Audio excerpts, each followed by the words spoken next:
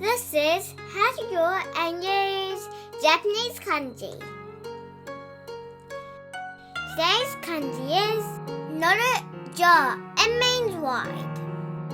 This is how you draw it.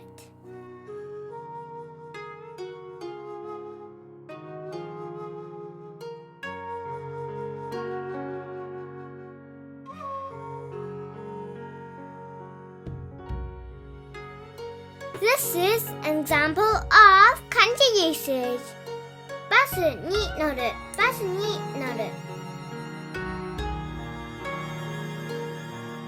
The second example is 乗車券を買う、乗車券を買う。